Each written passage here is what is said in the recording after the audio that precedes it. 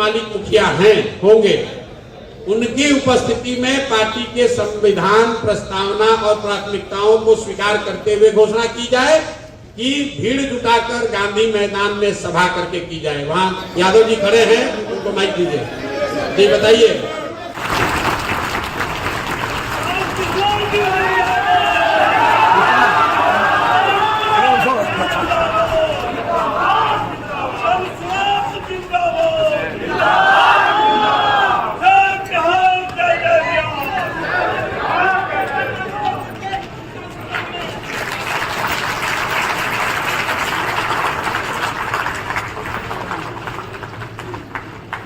अब जैसा कि मैंने कहा था, पहले पीछे वाले लोग आगे आ जाए। अब विधिवत सूत्रीय सेशन की कार्रवाई शुरू करेंगे। इससे पहले श्री प्रसाद किशोर जी आ गए हैं। जनसुराज परिवार और आप लोगों की तरफ से तबके को हिस्सा मिले, लेकिन वह हिस्सा जाति आधारित नहीं हो करके काबिलियत आधारित। और जाति और काबिलियत अलग अलग चीज नहीं है। हर जाति में काबिल लोग हैं जी, और हर काबिल आदमी की कोई ना कोई जाति है। तो इसमें वो दूसरे दलों वाला झगड़ा वाला बात मत कीजिए। हर जाति में काबिल लोगों की कमी नहीं है, और जितना से बड़ा काबिल आदमी है उसका भी कोई जाति है। अगर नियत ठीक है तो ये सामंजस्य बैठाया जा सकता है। बिल्कुल आप चिंता मत कीजिए। मुझे यही कहना, हम लोग अरविंद जी अपना परिचय। गुजरात और महाराष्ट्र जाना पड़े वो स्थिति बदलने का कुबत सिर्फ और सिर्फ बिहार के लड़कों में है, आप में है। वो कह रहे हैं कि एक कैंप में रहने वाले लड़के, आपका प्रोफाइल अगर कोई कागज पर लिखेगा तो आप किसी बड़े बाप के लड़के नहीं हैं। आप IIT IIM गए हो, इसका ये कोई जरूरी नहीं है। आप में से मैं कहता हूं कि ये जो वाहिनी के लोग हैं, ये शंकर की का बारात है। अलग अलग तरह के वेशभूषा वाले हैं, लेकिन शंकर के बारात के आगे कोई बारात टिकने वाली नहीं है। कोई बारात टिकने वाली नहीं है।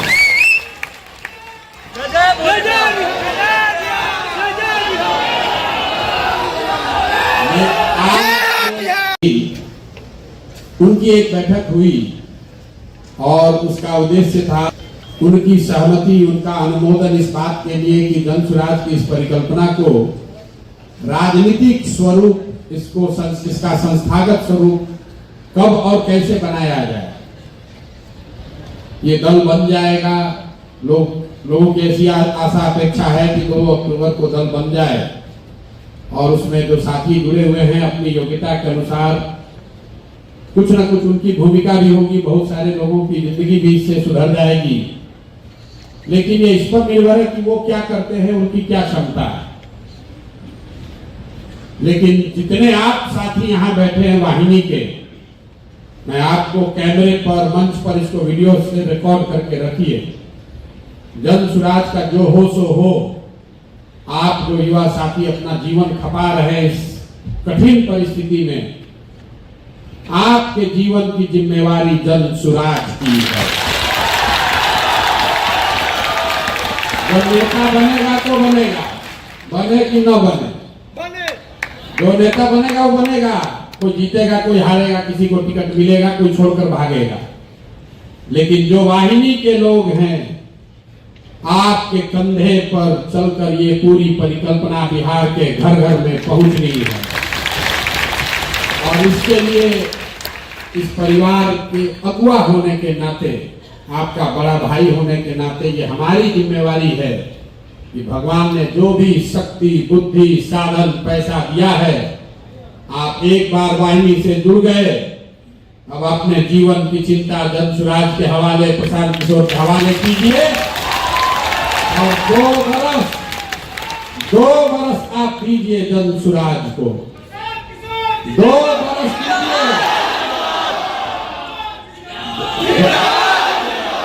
2 बरस दीजिए।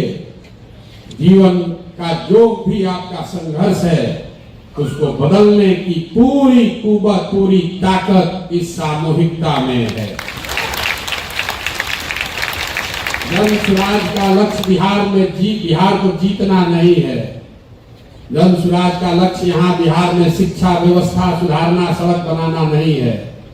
हम लोगों ने कहा है कि अपने जीवन काल में एक ऐसा भी दिन आए जब हरियाणा, पंजाब, गुजरात, महाराष्ट्र से लड़के आकर बिहार में काम करें, तब मानेंगे कि बिहार में विकास हुआ। होना चाहिए कि नहीं होना चाहिए? फिर से बताइए, होना चाहिए कि नहीं होना चाहिए? बिहार के बच्चे, आप ये संकल्प लीजिए, आप वो अंतिम पीढ़ी हैं जो रोजी रोजगार के लिए मजबूरी में बिहार से बाहर गया है। आपके बाद, हमारे बाद कोई ऐसी पीढ़ी नहीं आनी चाहिए बिहार में जिसको मजबूरी में पढ़ाई करने के लिए मजदूरी कर। लोग आप सुनते हैं टीवी पर, पेपर में पढ़ते हैं, प्रशांत किशोर ने जिसका हाथ पकड़ा वो कभी चुनाव ही नहीं हारा। तो इस बार किसी दल का नहीं, नेता का नहीं, बिहार की जनता का हाथ पकड़े हैं और ये भरोसा रखिए, बिहार की जनता को भी हारने नहीं देंगे। हारने नहीं देंगे। आप चुनाव होने दीजिए, लोगों को समीकरण बनाने दीजिए। कहता है 14 में लहर बनता कैसे है, उसका 1 महीने में 20 कैंप बिहार में पदर वाहिनी का साथी, 10 टीम, मतलब 200 गांव हर दिन 200 गांव को जन सुराजी गांव बनाने की कुवत सिर्फ और सिर्फ आप में है। और अगर महीने भर आपने काम कर दिया तो आपकी सामूहिक ताकत है 5000 गांव और हर 3 महीना में 15000 गांव। दुनिया की कोई पार्टी, कोई रैली इतना बड़ा प्रयास नहीं कर सकती है। 15000 गांव मतलब 80। तो 18% टिकट मुस्लिम साथियों को मिलना चाहिए। अगर 35% अति पिछड़ा है तो अति पिछड़ा समाज के लोगों को 35% टिकट मिलना चाहिए। न किसी को उसकी संख्या से ज्यादा और न किसी को उसकी संख्या से कम, किसी के साथ बेईमानी नहीं और किसी को ज्यादा प्रश्रय नहीं। इस पर सबकी सहमति है कि नहीं है? फिर कल मत कहिएगा कि भैया फिर आप भी तो वही कर रहे हैं, जात का बात करें। जात की बात नहीं है, ये भागीदारी की बात है सबकी। अगर जिसकी जो संख्या है वो चुनाव हारे या जीते, वो दल के प्रमुख साथी, उसके संस्थापक होने के नाते ये आपकी भी जिम्मेवारी है कि संख्या के अनुपात में अन्य दलों से अलग हटके सिर्फ नारेबाजी के लिए नहीं, सही अर्थों में, चाहे वो राज्य की समिति बनी उसमें या जब आगे टिकटों का बंटवारा हो, उस पर जो मैंने जनता को जाकर कहा है उसको कार्यान्वित करने में, लागू करने में आप हमारे साथ खड़े रहे, आप हमारी मदद करें। जो लोग सहमत हैं वो एक बार हाथ उठाएं, फिर कल होके उस पर दोष मत दीजिएगा। ठीक है, वो अब उस पर आ रहे। महिलाओं को लेकर बिल्कुल स्पष्ट बोल देते हैं यहीं से, मंच से। आज की जो परिस्थिति है उसमें महिलाओं का मोर्चा बनाना, संगठन बनाना, झूठ मूठ का कहना कि हम 30% आपको रिजर्वेशन दे देंगे, 50% दे देंगे। जन सुराज में हम लोग की सोच है कि कम से कम जिले में एक महिला नेत्री जिसको जरूर चुनाव लड़ाया जाए। प्रयास यह है एक। तो आपकी भी जिम्मेवारी है कि आपके बीच से जो सबसे सशक्त महिला निकल कर आए, जिले में से एक आदमी को।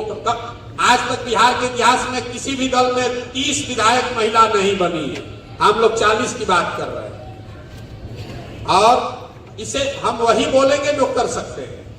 आपको अच्छा लगे तो आप सहमत होइए, और नहीं झूठा भाषण सुन के घर जाना चाहते हैं तो आपकी मर्जी है। आपसे प्रस्ताव आपके सामने रख रहे हैं कि जन सुराज दल और व्यवस्था के तहत कम से कम एक महिला नेत्री साथी को हर जिले में अवसर दिया जाए। इसके लिए सबकी सहमति है या नहीं? मैंने कहा से कम एक, इसका मतलब ये नहीं है कि जिले में 2 अच्छी होगी तो नहीं मिलेगा, लेकिन कम से कम एक को तो जरूर हम लोग मौका देंगे। इन बात ध्यान रखिए, इन बातों को जन सुराज के संविधान में शामिल किया जाएगा। इन बातों को संविधान में लिखेंगे ताकि ऐसा न हो कि आज मन से कह दिया और फिर वो चीज न मिले। अब जी मैं के बंटवारे में उनको वो भागीदारी दी जाएगी। ताली अभी आप बजा रहे हैं, फिर सोच के ताली बजाइएगा, नहीं तो इसमें कई आदमी का नुकसान खुद भी होने वाला है। सब कहता तो सब भागीदारी सबको होना चाहिए, हमरा वाला छोड़कर। तो अगर हमारे मुसलमान भाई 18% लिए प्रयास किया जाए, 2 अक्टूबर को इसकी घोषणा करने की विधिवत जो प्रक्रिया बनाई जानी है उस पर मैं आ रहा हूं। कुछ साथियों ने अभी बताया कि गांधी मैदान को इसका केंद्र बिंदु बनाया जाए, गांधी मैदान में बड़ी सभा करके इसकी घोषणा की जाए।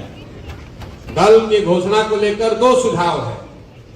एक सुझाव यह है कि जितने पंचायत, प्रखंड, जिले से जितने पदाधिकारी बनाए गए हैं उनका एक बड़ा अधिवेशन किया जाए जो कि करीब करीब 20 से 25 हजार लोगों का होगा।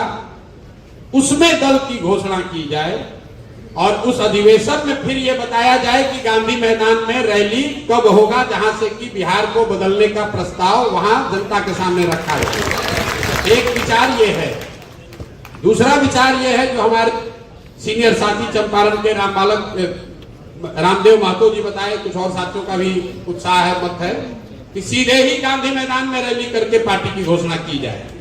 तो कितने लोग इस बात से सहमत हैं कि पहले दल के सारे राज्यवार पूरे पदाधिकारियों का एक विस्तृत 1 दिन का अधिवेशन हो और उस अधिवेशन में दल की घोषणा की जाए, संविधान और प्रस्तावना प्राथमिकता को प्रस्तावित किया जाए, उसको अनुमोदित किया जाए और उस दिन उस बात की घोषणा की जाए कि बिहार की जनता के सामने जन सुराज की भावनाओं को रखने के लिए किस दिन गांधी मैदान में वो रैली या सभा की जाएगी। इससे अगर आप सब सहमत हो तो इस बात को स्वीकार कर लिया जाए।